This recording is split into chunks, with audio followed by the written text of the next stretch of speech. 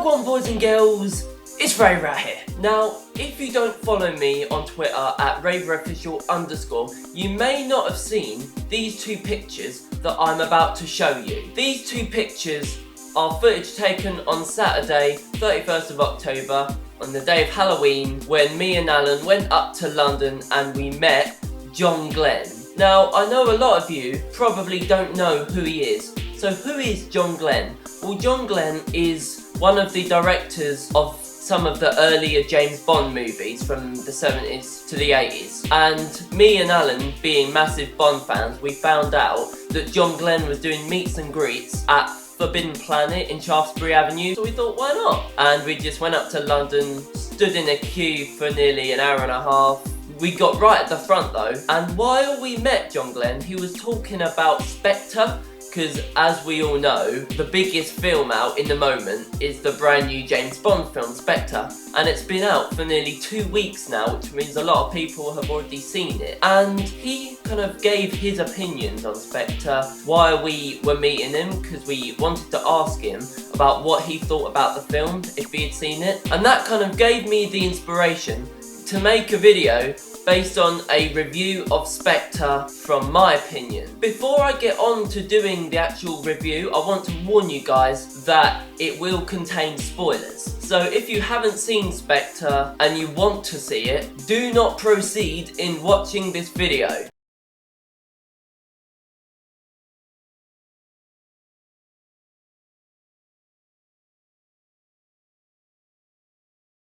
Now, the first thing that I'm gonna do in my review is give you guys a brief plot outline of the film SPECTRE. Now, as always, in a James Bond film, you always have an opening scene with a ton of action that kind of grasps the audience and invites the audience into watching the rest of the film. And SPECTRE is no exception.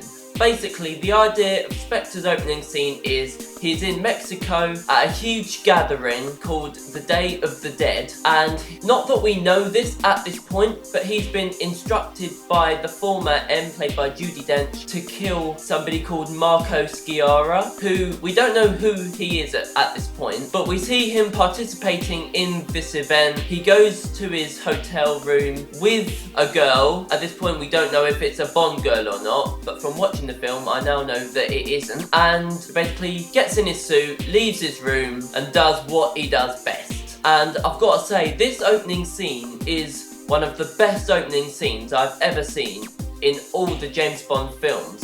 The CGI is on point, the action sequence is on point, and the helicopter scene is probably one of the most tense action sequences I've ever seen, not only in a Bond film, but in any film I've ever seen in my life. And basically the scene ends with Bond pushing Sciarra out of the helicopter and therefore killing him, but also stealing his ring. At this point we don't know anything about the ring, but it is a vitally important piece to this film. Straight after this comes in the theme tune to this film, Writings on the Wall by Sam Smith, and it works really well with the film itself, and it definitely gives Bond a much more tormented feel, which I love. Simple but effective. Straight after the song, we see Bond arrive back in London, and basically the new M, played by Ralph Fiennes, is shutting Bond off from all field duty, which I think is pointless, because if you're gonna take Bond off field duty, there would be no James Bond movie. So really, he had to put him back on. Also, this scene is the first time which we see a brand new character called C. Basically, one of C's goals is to eliminate the whole 00 spectrum, which I think makes him sound quite suspicious. I don't think he is a legitimate MI6 employee. I got the feeling,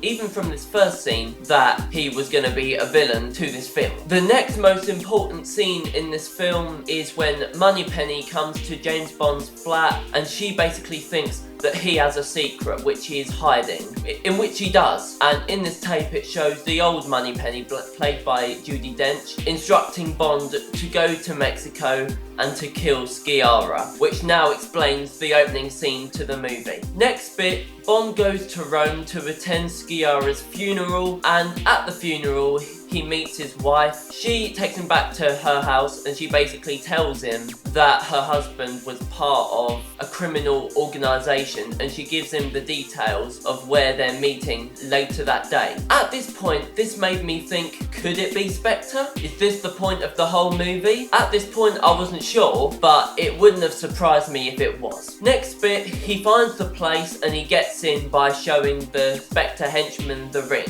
And when he's in there, the head of the organisation, played by Christoph Waltz, he basically tells the organisation the events of Mexico, and he also mentions and recognises James Bond, which leaves the whole scene in an uproar, and he basically escapes with this knowledge in his Aston Martin DB10 made by Q. In the car, Moneypenny reminds him of a man called Mr. White from the films Casino Royale and Quantum of Solace, in which she gives him a location of where he is in the hope that he will help Bond uncover the secret behind this organisation. Bond also requests to Moneypenny for some research into the name Franz Oberhauser. This bit I thought was good because it allowed Bond to go back to his past, and it links back to other James Bond movies such as Casino Royale and Quantum of Solace. But in terms of a first Bond watcher, I don't think this is a good idea because you wouldn't know anything about what happened previously, and I don't think this scene really caters for people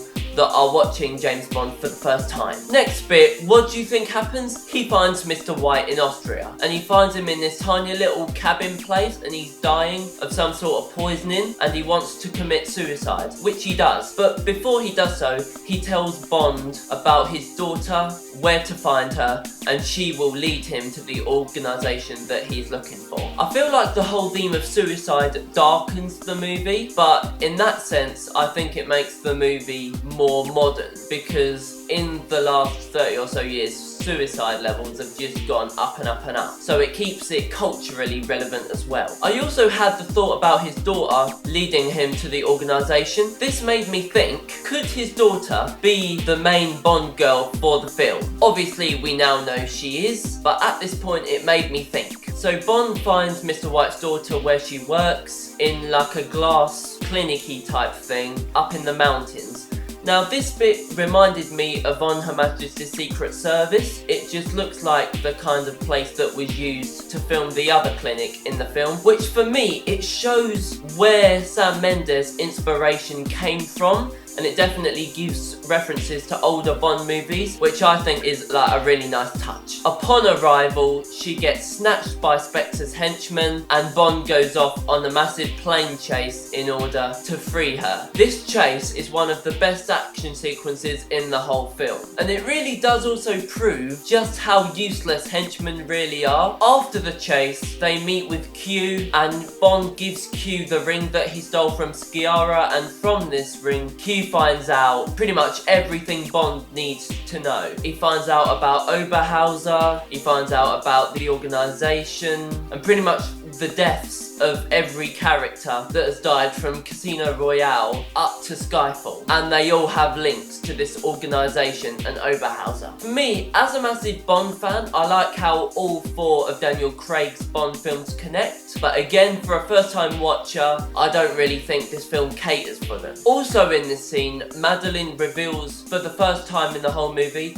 that the name of the organisation is Spectre. So in answer to my question earlier in the film about Sciarra being a part of Spectre, my guess was correct. Next bit, they check into Mr. White's hotel suite, where Bond finds out everything he needs to know about Spectre's next move, which gives him and Madeleine the incentive to board a train to find where Mr. White's coordinates are that will lead them to Oberhauser. In the scene on the train, once again they are attacked by Spectre henchmen played by Batista, and I won't spoil anything about the actual chase itself, but the way Bond gets him off the train is hilarious.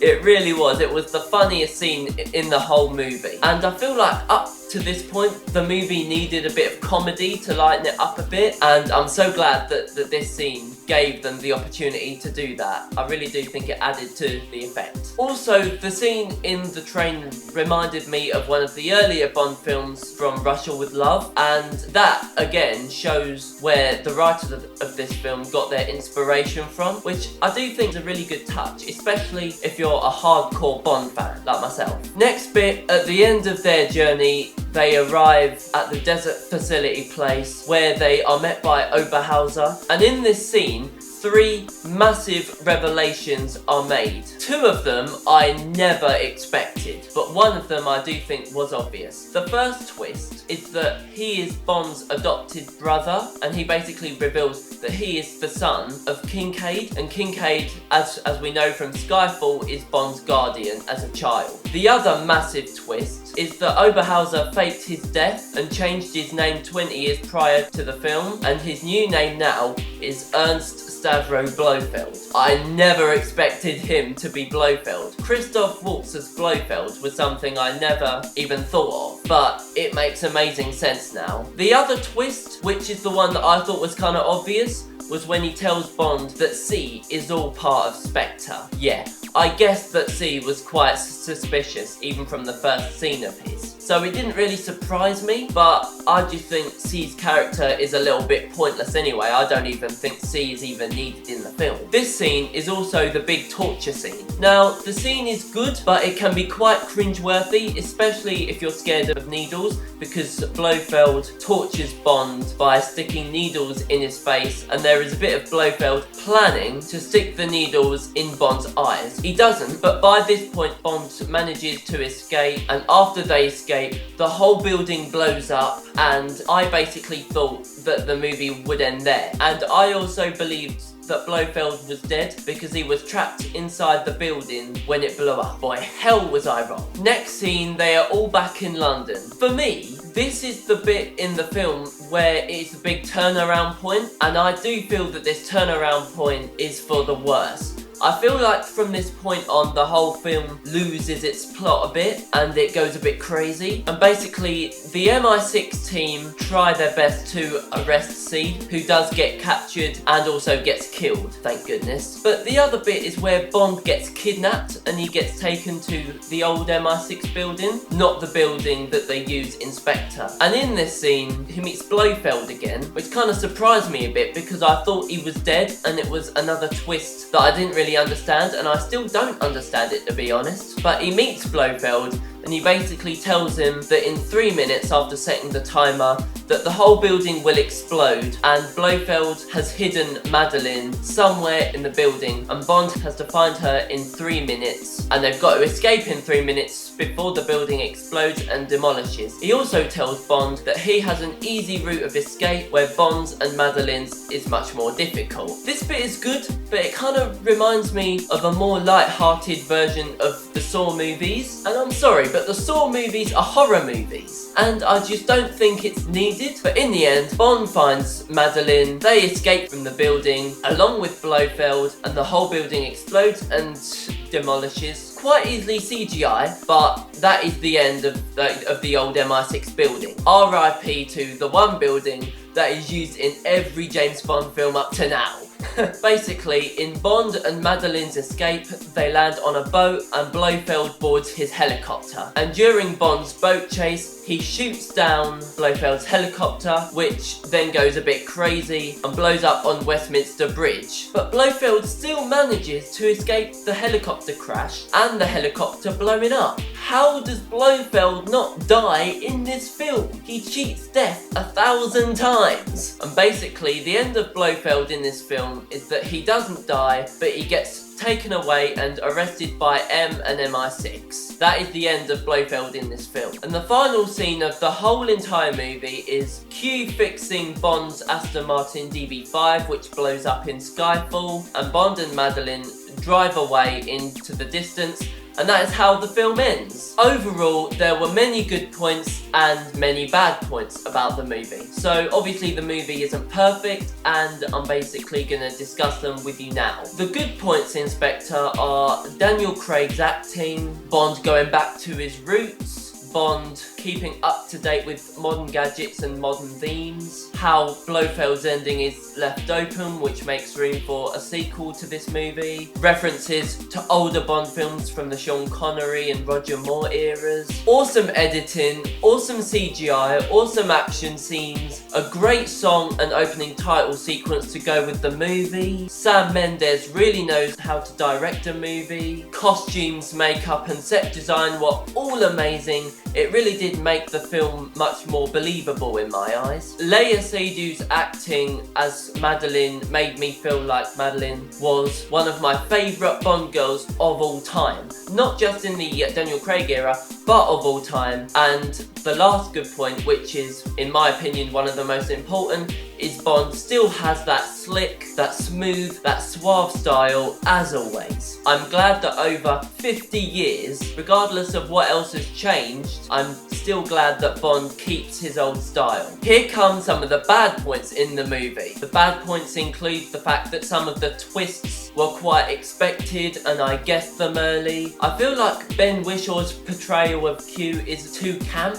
compared to the old style of Desmond Llewellyn's Q, and I definitely prefer that Q, and I just think that Ben Whishaw should tone down the campness. I also feel that in Spectre and in all of the Daniel Craig films that there's too much MI6 involvement with M, Q and Moneypenny, etc. There is way too much personal story for Bond in this film, which therefore made the film consist of about 3 or 4 different stories running into each other. In a sense it worked, but in another sense it was also very confusing, and in the older Bond films it kind of sticks to one main story running throughout the film, and that is what I think they should do more of. There are hardly any, if any, references to medium dry vodka martini shaken not stirred.